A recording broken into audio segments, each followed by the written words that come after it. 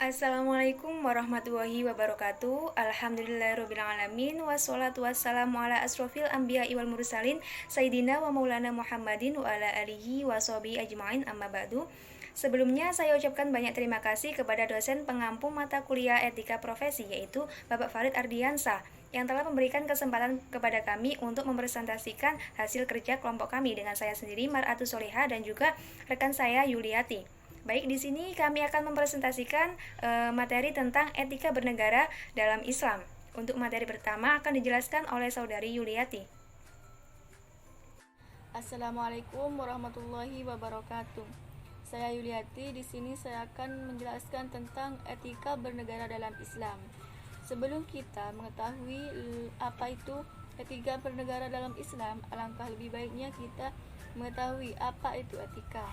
Secara etimologi, kata etika berasal dari bahasa Yunani yang terdiri dari dua kata, yaitu ethos dan etikos. Ethos berarti sifat, watak, kebiasaan, tempat yang biasa, sedangkan etikos berarti susila, keadaban, kelakuan, dan perbuatan baik. Secara terminologis, etika adalah ilmu tentang baik buruknya suatu perbuatan manusia, atau dalam kata lain, etika digunakan untuk meninjau perbuatan manusia dari sisi keilmuannya. Lalu, apa itu etika bernegara? Negara adalah organisasi kekuasaan yang dari sekelompok manusia yang mendiami wilayah tertentu. Jadi, dapat disimpulkan bahwa etika bernegara adalah suatu aturan yang merupakan keharusan bagi seorang warga negara dalam menjalankan aktivitasnya dalam bernegara. Sedangkan etika bernegara dalam Islam yaitu suatu aturan yang merupakan keharusan bagi seorang warga negara dalam menjalankan aktivitasnya dalam bernegara dengan menjunjung tinggi nilai-nilai kemanusiaan dan mengutamakan prinsip musyawarah sebagaimana firman Allah Subhanahu wa taala. Bermusyawarahlah untuk berbagai urusan. Quran surah Al-Imran ayat 59. Selanjutnya yaitu dasar-dasar kehidupan bernegara dalam Islam. Islam memerintahkan kepada orang beriman agar taat kepada Allah dan kepada Rasul-Nya dan taat kepada pemerintah. Yang selanjutnya, Islam mengatur akan pentingnya menjaga persatuan dan kesatuan dalam kehidupan bernegara. Islam memerintahkan kepada orang beriman untuk membela tanah air. Yang terakhir memecahkan persoalan umat dengan jalan musyawarah. Mungkin hanya itu yang dapat saya sampaikan, kurang lebihnya mohon maaf. Wassalamualaikum warahmatullahi wabarakatuh.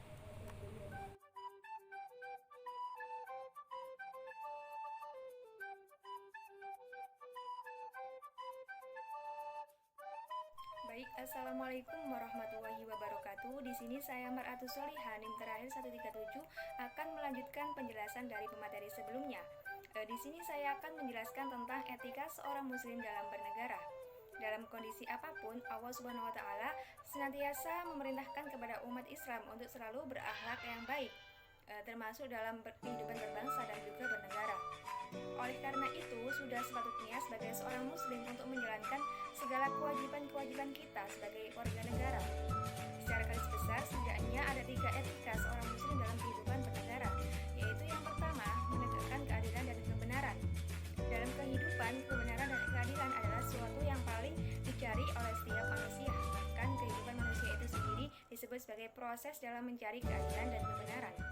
Islam adalah agama yang akan selalu berpihak kepada keadilan dan kebenaran. Bahkan menegakkan keadilan dan kebenaran adalah kewajiban bagi setiap muslim, kapan saja dan juga di mana saja. Karena saking pentingnya keadilan dalam kehidupan manusia, Allah Subhanahu wa taala memerintahkan kepada orang-orang beriman agar selalu menegakkan keadilan dan juga kebenaran. Yang kedua adalah menegakkan nilai-nilai kemanusiaan. Secara geologis, manusia diciptakan oleh Allah Subhanahu wa taala dari jenis yang sama, dari nenek moyang yang sama, dan dari bahan yang sama. Persamaan inilah yang menjadi dasar pentingnya menegakkan nilai-nilai kemanusiaan.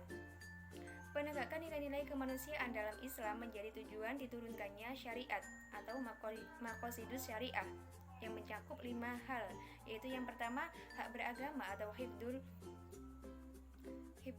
hak hidup atau hibdun nas, hak intelektual atau hibdul akal, hak kekayaan atau hibdul mal, dan hak keturunan atau hibdun nas. Secara sosiologis, ajaran Islam akan mengacu pada 5 hal tersebut karena 5 hal tersebut merupakan suatu yang sangat primer dan utama dalam kehidupan manusia. Dengan demikian, seorang muslim berkewajiban menegakkan pentingnya nilai-nilai kemanusiaan dalam kehidupan berbangsa dan juga bernegara. Dan yang ketiga adalah mewujudkan kemaslahatan umat. Inti daripada syariat Islam adalah terwujudnya kemaslahatan umat. Kemaslahatan ini bisa bersifat material maupun non-material, baik untuk dirinya dan juga orang lain. Kemaslahatan adalah suatu yang bersifat universal, bersifat di mana saja dan kapan saja, sehingga harus diperjuangkan oleh setiap manusia. Dalam berbangsa dan juga bernegara, kebijakan atau keputusan hukum harus mengacu pada terwujudnya kemaslahatan umat. Bahkan dalam kaidah fikih dikatakan bahwa kebijakan seorang pemimpin harus dikaitkan dengan kemaslahatan. Dengan demikian, peran serta seorang muslim dalam politik secara umum dan kebijakan secara khusus adalah ikut serta mendorong terwujudnya kemaslahatan umat. Selanjutnya, saya akan menjelaskan tentang pilar kehidupan berbangsa dan juga bernegara di Indonesia dalam perspektif Islam. Dalam konteks Negara Kesatuan Republik Indonesia atau NKRI terdapat 4 pilar yang menjadi fondasi dalam kehidupan berbangsa dan juga bernegara. Yang pertama yaitu Pancasila. Pancasila merupakan pandangan hidup bagi Indonesia yang dimana nilai-nilai yang terdapat di dalamnya diambil dari karakter dan pandangan hidup dari bangsa Indonesia itu sendiri. Jika ditelusuri dan dipahami dengan seksama suatu persatu, maka nilai-nilai Pancasila tidak ada yang bertentangan dengan ajaran-ajaran Islam atau bahkan sejalan dengan ajaran-ajaran Islam.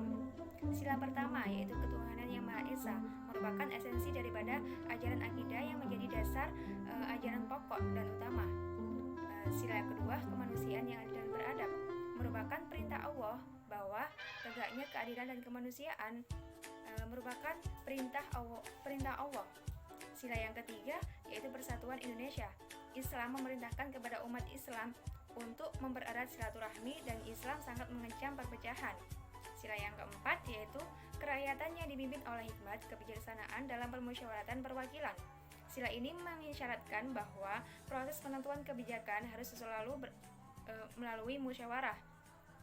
Dengan musyawarah inilah ajaran daripada Al-Quran akan tercapai. Dan kelima yaitu keadilan sosial bagi seluruh rakyat Indonesia. Sila ini menunjukkan bahwa keadilan sosial merupakan tujuan daripada terbentuknya Negara Kesatuan Republik Indonesia. Yang kedua adalah Undang-Undang Dasar 1945. Undang-Undang Dasar adalah hukum dasar yang menjadi dasar pijakan bagi kehidupan bangsa Indonesia. Undang-undang ini mengatur tentang bentuk, sistem pemerintahan, dan juga pembagian kekuasaan, wewenang dan badan-badan pemerintahan, hak dan juga kewajiban warga negara, dan lain sebagainya. Dalam Islam, Al-Quran dan As-Sunnah merupakan pijakan utama. Selama Undang-Undang Dasar 1945 tidak bertentangan dengan ajaran Islam, maka tentu tidak menjadi masalah, bahkan sebaliknya.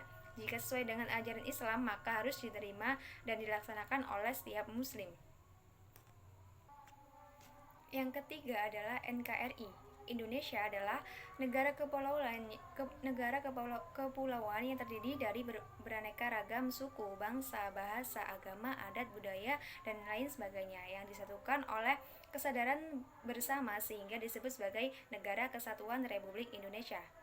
Perbedaan dalam kehidupan manusia merupakan kodrat Allah yang tidak bisa dirubah-rubah. Bahkan adanya keanekaragaman ini menjadikan Indonesia sebagai negeri yang kaya raya.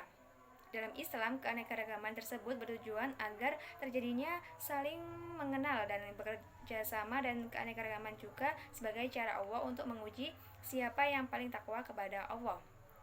Adanya perbedaan dalam bingkai persatuan merupakan semangat yang ingin dicapai oleh ajaran Islam, karena Islam sangat mengutamakan pentingnya persatuan dan juga kesatuan. Yang terakhir yaitu Bhinneka Tunggal Ika. Bhinneka Tunggal Ika atau yang sering kita terjemahkan sebagai berbeda-beda tetapi tetap satu, merupakan semboyan bangsa Indonesia untuk mempersatukan segala perbedaan yang ada dalam bangsa Indonesia, seperti suku, bahasa, agama, adat, budaya, dan lain sebagainya. Bhinneka Tunggal Ika ini jika ditelusuri dalam ajaran Islam merupakan pengejawantahan daripada surat Al-Hujurat ayat 13, di mana perbedaan bukanlah menjadi penghalang bagi seorang untuk mendapatkan tempat yang mulia di sisi Allah. Akan tetapi, ketakwaan kepadanya merupakan kunci untuk mendapatkan tempat yang mulia di sisi Allah. Mungkin cukup ini penjelasan dari saya, kurang lebihnya mohon maaf. Wallahumma muwaffiq ila aqwamit thoriq. Wassalamualaikum warahmatullahi wabarakatuh.